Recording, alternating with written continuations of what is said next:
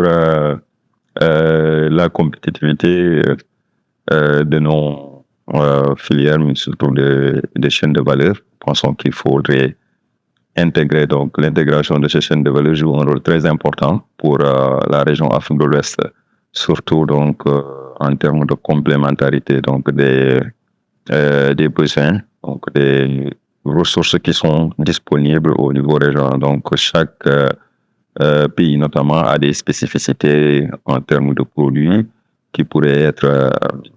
utilisés dans le cadre donc, du développement des chaînes de valeur régionales, mais aussi pour le développement donc, des industries au niveau donc, de la région. Il faudrait que nous travaillons pour assurer donc, une intégration de ces chaînes de valeur. Cela pourrait justement permettre également l'apprentissage donc, des différents acteurs qui veulent commercer au niveau international et dans ce cadre, pourrait renforcer donc, leur compétitivité. Oui, c'est un outil que je considère très pertinent parce que justement, ça nous permet d'aller déjà très vite dans les analyses que nous sommes appelés à faire en tant qu'acteurs du commerce et surtout de la politique commerciale. Donc, nous travaillons régulièrement sur les questions donc, où nous sommes appelés à réfléchir donc, sur les options politiques que nous allons soumettre à nos autorités. Avec cet outil-là, nous pourrons donc voir un peu très rapidement quels sont les secteurs, les filières qui sont compétitifs, donc sur quel levier nous devrions agir pour renforcer donc le développement de ces filières. Donc je pense que pour nous, c'est d'abord un gain de temps, mais également d'efficacité donc dans le travail quotidien que nous menons et donc l'accès à l'information également pour ce qui concerne ces chaînes de valeur. Oui, c'est important, c'est un peu lié à l'utilité donc de cet outil-là pourrait disons améliorer un peu les conditions donc de travail des administrations donc qui sont dans le département notamment du commerce pour ce qui concerne le cas justement du Sénégal. Donc nous pourrons donc utiliser cet outil-là pour aller très rapidement donc dans le développement donc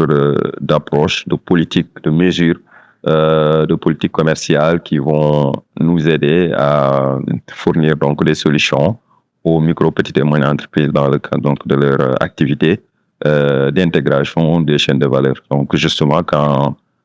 cette intégration est effective, cela pourrait renforcer leur compétitivité. Et l'exemple que nous avons, c'est surtout avec les projets que nous déroulons dans le cadre du PACAO, le WACOMP, le cas du Sénégal, donc le volet Sénégal qui assiste donc des entreprises dans le cadre de la mise en œuvre ou de la mise en place des sociétés coopératives dans des secteurs comme la production de mangue et la production donc d'oignons. Donc ça pourrait justement donc permettre à ces secteurs-là donc de se développer et d'être compétitifs à travers l'intégration de ces chaînes de valeur. Pour nous qui sommes responsables des questions donc de politique commerciale, avec cet outil-là qui va nous aider à suivre donc tout ce qui est compétitivité commerciale, contribuera à nous aider à aller plus rapidement, je dirais, dans le travail, mais surtout plus rapidement dans la prise de décision. Parce que nous sommes donc appelés à formuler des décisions ou des mesures politiques à l'endroit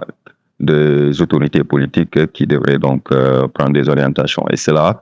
pourra renforcer l'efficacité de nos administrations qui parfois sont confrontées à des contraintes donc en termes